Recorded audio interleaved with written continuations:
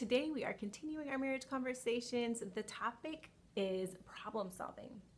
And how many of you know that problem solving is essential in not only in marriage, not only marriage, but in life in general? You know, you can't move through life if you're not willing to problem solve. You will continually find yourself in a place where you feel like you're always being attacked, where you feel like you're always, at the butt of somebody's uh, joke, or you're always on the getting the short end of the stick. So if you aren't approaching life in general with the problem solving attitude, with your critical thinking hat on, you're missing out. And there's a lot of opportunities that you could potentially be overlooking by not doing so. Hey, Natural Her Power, thanks for joining. So, and I have my little notes here. I like to be prepared as much as possible. But as we're talking this morning, please jump in and talk, and leave comments with any points of advice that you have, things that have worked for you, as we go on. Okay. So there are 8 things that we're going to look at when we talk about problem solving, and these are actually steps in the problem solving process. And these, like I said, apply to life in general, but we're talking about marriage today, so we're going to look at this in the light of marriage. Oh, can I change the position of my phone? You guys can you hear me? Can you not hear me so well? Let's see. Okay, let me try. I'm in my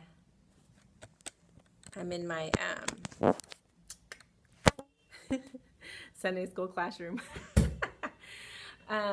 Well, the phone is on landscape mode, and I don't know if you have the current version of Periscope, but they've made an adjustment so that you can watch things in a Periscope mode, and I can broadcast from a Periscope mode. So maybe that's what happened. Maybe you didn't update your Periscope. I don't know. Okay, good. All right, and you can see me okay too, Divatude? Okay, yeah, Murky, I think it might be, have you updated your Periscope to the most recent version? Because the most recent, yeah, okay, all right. All right, so, okay. All right, so problem solving.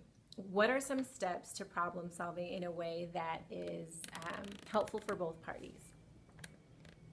Hope that's okay. Helpful for both parties, and each of you feel like you have a win-win. My kids, part of their curriculum is bullying. And with bullying being such a hot topic these days, and important for our kids to know, their teacher talks about bullying and ways to discourage it and things like that. So one of the things that they talk about is finding a win-win situation. Now, in real life, we know there are times when it's hard to come to a win-win situation, but I feel like should always be our goal, especially as believers in Christ. I feel like we should always be looking to help the other party feel good about what's happened, as well as ourselves. And so, especially in marriage, it's super key. Hey, K King. It's super key to make sure that if we want our relationships and marriage to thrive, that any issue that we come across, we are approaching with an attitude of coming to a win-win resolution, right? A win-win solution. So here are the steps to arrive to that. So first, we want to deal with each issue as it arises. Okay, and I don't mean, you and your husband get upset about something, you get into a discussion about something, and you don't leave the room until the problem is solved. That's not what I mean. I mean, you get into your situation, and then if it is a situation that you realize, okay, you need to take this up another time, then make sure that you do come back to it. But you need to make sure that you address the situation as it comes. Maybe you finish the conversation tomorrow. So deal with issues as they arise, and work on current situations without bringing up the past. which we know we love to do, ladies. We like to roll open that file cabinet in the back of our head and be like, remember last Monday you said, so it's gonna take an effort. You have to be intentional about it. But as you're going through whatever, issue that arises, make sure that you stay on topic. Yeah, the past is hard to not bring up. And that is something that, for some of us, we need to pray about it. We need to pray that God will allow us to let the past be the past. One thing I want to mention about the past being the past is we hear a lot of people say you're supposed to forgive and forget. I personally don't believe that's true. I personally believe if God wanted us to forgive and forget, he would have put some kind of mechanism in our minds or in our hearts that we would forget. He has commanded us to forgive. We can forgive. But I think it's important that we not forget so that we can remember, as we move forward in life, the things that have happened in the past and the mistakes not to allow to happen again. You know what I mean? So it's important that we forgive, absolutely. But I think it's also important that we make sure we're not forgetting the errors of our ways to the point where we do them, where they happen again, where we allow ourselves to fall into those mistakes again. Yes, so that's how we learn from our experiences, by reflection. It's healthy once we learn to allow the past to be the past. Yeah. So thanks for joining Angela77. So work on the current issue at hand. Hey, Jay, work on the current situation at hand without bringing up the past, because it causes issues and even greater, conflict. And you probably won't get to the root of whatever the issue is right now if you keep bringing up the past. So bringing up the past, don't do it. Just stick to the subject. stick to the topic. The second thing is listen and share. So when you're having these conversations with your husband, with your spouse, make sure that you are attacking the problem and not your spouse. I think the last scope I talked about I statements and making sure that it's really elementary. You learn in elementary that you're supposed to say, I feel bad when you step on my toe. You know what I mean? I feel bad when you pinch me. But those skills that we learn early on in life are very important when it comes to conflict resolution, problem solving.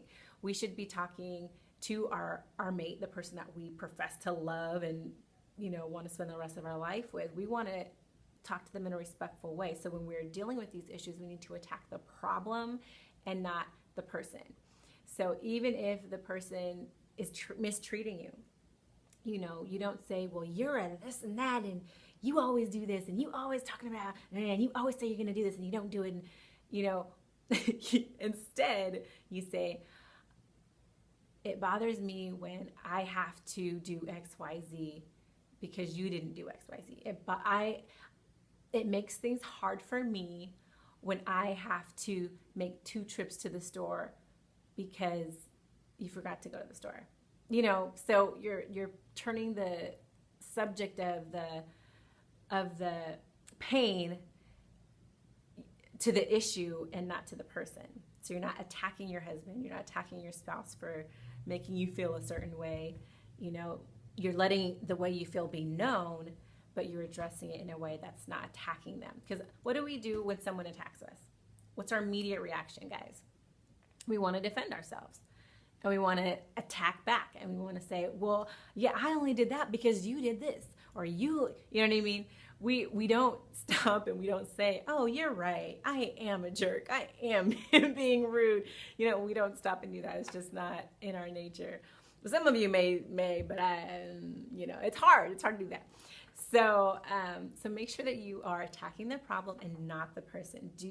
Approach these situations with respect, and think you'll find that the response that you get is more loving, and they're more open to hearing what you have to say. They'll let you complete your sentence. They'll let you get your point across when you're not attacking them. The same as with us. We're more likely to listen to someone when they're not cussing us out, right? So the third thing is think of the problem in terms of each other's needs. We've talked about this a little bit before too. When someone has an issue that they feel is important enough for them to have to address with you, it's because there is some type of a pain, some type of a void, some type of a lack. So when you're in these situations, having these conversations, it's important for us to remember that we need to think about what is the need? What am I hearing my spouse say to me right now? So they're telling me, maybe that I woke him up late, and so he was late to work, right? So I understand that I've made him late to work, but beyond that, the need or the lack or the pain that he's experiencing is that he's probably embarrassed when he gets to work because he's coming in late. He's feeling guilty, maybe because his boss saw him come in and or maybe he's been given a warning at work and now he's feeling like maybe he's on the verge of losing his job. So there's different things that we should be considering as we're having these conversations. What is my husband or what is my spouse lacking? What's his pain point? So that when it gets to a point where you're trying to come to a resolution, you already have the some idea of why this issue is important to him. You understand a little bit of why there's pain and why there's a lack, and it'll help you to better understand or better come to a better solution, a win-win for both of you. So just make sure that you're putting yourself in their shoes and thinking about what it is that is really at the root of this pain, and trying to address that point. The fifth thing is considering alternative solutions. And so this is it may sound like, okay, who really does that? But this is an exercise where you literally sit down and say, and this might be something that happens a day after the blow up. This might be something that happens at that point. But this is when you sit down with a cool head and you say, okay, I understand your pain point. I understand the area that you're lacking in. I understand my role in this and how I might have caused you to feel these ways. But what are some ways, now without judging any of the suggestions, but what are some ways that we can figure this out so that we're not talking about this again in 6 months, again in a year? What can we do right now to fix this? Because I love you and I don't like you seeing this. I don't like seeing you this way. I don't like feeling this way about you. What can we do to fix this? And literally, if it means taking out a piece of paper and writing it down, literally, it might sound corny or cheesy or whatever, but write the suggestions down. Come up with some 5 things that you guys can do to fix it so that this doesn't happen again. If it means that you need to set your clock, your alarm an hour earlier, maybe that's an idea. If it means you need to go to sleep earlier, maybe that's an idea. Write these things down just as they come without placing any kind of judgment to them or anything like that. Like, oh no, that's dumb. I'm not waking up an hour earlier, or I'm not going to sleep earlier, without placing any judgment on the alternatives. Just make a list of them. And I think this exercise also helps because you're starting to work together. So whereas before this conversation, you were both still trying to get out all of your anger and, address the issues and say why you were hurt and say, all of these other things. Now you're working together. You're not fighting each other. You're working together to come up with some alternatives to, figuring this thing out, right? So then the next thing is now you'll go to your alternatives and you'll say, okay, we've come up with all these ideas on ways we can fix this. So what are the best solutions of all of these things that we came up with? These 5 things. What are the best things? Is it really best for me to, go to sleep an hour earlier or wake up an hour earlier? Like what is, and really narrow it down to a couple of things that are actionable things that you can do. Don't agree to things that you're not going to do for the sake of ending the conversation. You know what I mean? You need to figure out, okay, is this something that I'm going to do or not? If you're not going to do it, keep it real. Say, no, I'm not going to do that. And think of something else. If if you jot all these things down, you talk about them all, and you realize, yeah,